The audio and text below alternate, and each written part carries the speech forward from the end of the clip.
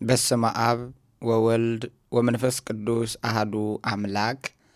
የዕለቱ ወንጌል የማቴዎስ ወንጌል ምዕራፍ 18 ከቁጥር 1 እስከ 12። በዚያች ሰዓት ደቀ መዛሙርቱ ወደ ኢየሱስ ቀርበው በመንግሥተ ሰማያት ከሁሉ የሚበልጥ ማን ይሆን አሉት።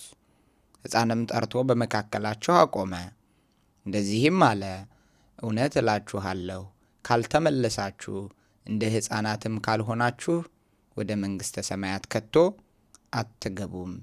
እንግዲህ እንደዚህ ሕፃን ራሱን የሚያዋርድ ሁሉ በመንግሥተ ሰማያት የሚበልጥ እርሱ ነው። እንደዚህም ያለውን አንድ ሕፃን በስሜ የሚቀበል ሁሉ እኔን ይቀበላል። በእኔም ከሚያምኑ እነዚህ ከታናናሾቹ አንዱን የሚያሰናክል ሁሉ የወፍጮ ድንጋይ በአንገቱ ታስሮ ወደ ጥልቅ ባህር መስጠም ይሻለው ነበር። ወዮ ለዓለም ስለ ማሰናከያ ሳይመጣ አይቀርምና። ነገር ግን በእርሱ ጠንቅ ማሰናከያ ለሚመጣበት ለዚያ ሰው ወዮለት። እጅህ ወይም እግርህ ብታሰናክልህ ቆርጠህ ከአንተ ጣላት። 2 እጅ ወይም 2 እግር ኖሮህ ወደ ዘላለም እሳት ከምትጣል ይልቅ አንካሳ ወይም ጉንድሽ ሆነ ወደ ሕይወት መግባት ይሻልሃል። ዓይንህ ብታሰናክልህ አውጥተህ ከአንተ ጣላት። 2 ዓይን ኖሮህ ወደ ገሃነመ እሳት ከምትጣል ይልቅ አንዲት ዓይን ኖራ ወደ ሕይወት መግባት ይሻልሃል። ከእነዚህ ከታናናሾቹ አንዱን እንዳትንቁ ተጠንቀቁ። መላእክቶቻቸው በሰማያት ዘወትር በሰማያት ያለውን የአባቴን ፊት ያያሉ እላችኋለሁና። የሰው ልጅ የጠፋውን ለማዳን መጥቷልና። ምን ይመስላችኋል? ለአንድ ሰው 100 በጎች ቢኖሩት ከእነርሱም አንዱ ቢባዝን 99ኙን በተራራ ትቶ ሄዶም የባዘነውን አይፈልግምን? ስለ ቃሉ ልዑል እግዚአብሔር አምላካችን የተመሰገነ ይሁን። በዚህ ክፍል የምንማረው ደቀ መዛሙርቱ ወደ ጌታችን ቀርበው በመንግሥተ ሰማያት ማን ይበልጣል ብለው ጠይቀውታል። ይህ ጥያቄ የሰው ልጅ የሥልጣንና የክብር ጥማትን ያሳያል። ጌታችን ግን የሰማያዊውን መንግሥት መለኪያ በሕፃናት ምሳሌነት በመለወጥ ታላቅ መንፈሳዊ ትምህርት ሰጥቷቸዋል። ጌታ ሕፃኑን በመካከላቸው አቆመ። ሕፃናት ቂም አይዙም፣ አይታበዩም። በወላጆቻቸው ላይ ሙሉ እምነት አላቸው።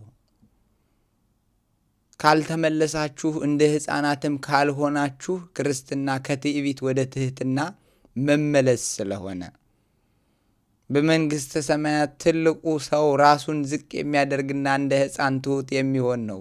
ትሕትና የጽድቅ ሁሉ መሠረት ነው። ከፍ ሊል የሚወድ ቢኖር ዝቅ ይበል፣ ራሱን ዝቅ ያድርግ አይደል የሚለው? አዎ።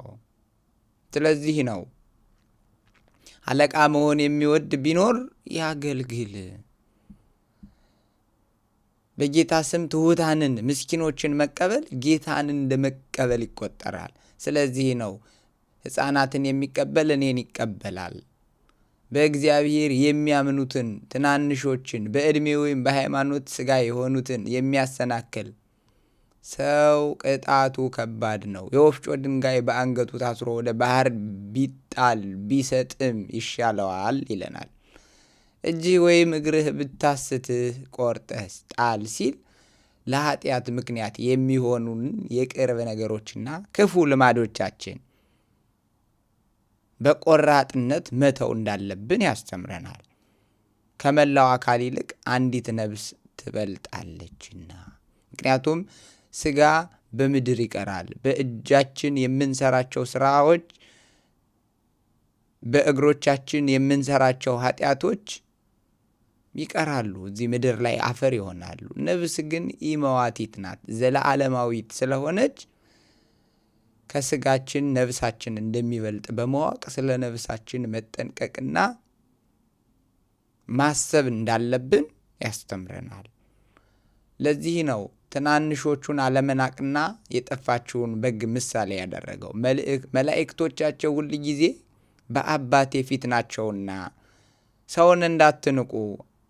እያንዳንዱ አማኝ የሚጠብቀው መልአክ እንዳለውና በእግዚአብሔር ፊት ክብር እንዳለው ያሳየናል። ጌታችን 100 በጎች ቢኖሩትና አንዷ ብትጠፋ 99ን ትቶ የጠፋችውን ፍለጋ ይሄዳል። ይህ የሚያሳየው እግዚአብሔር ለአንዲት ነፍስ የሚሰጠውን ዋጋ ነው።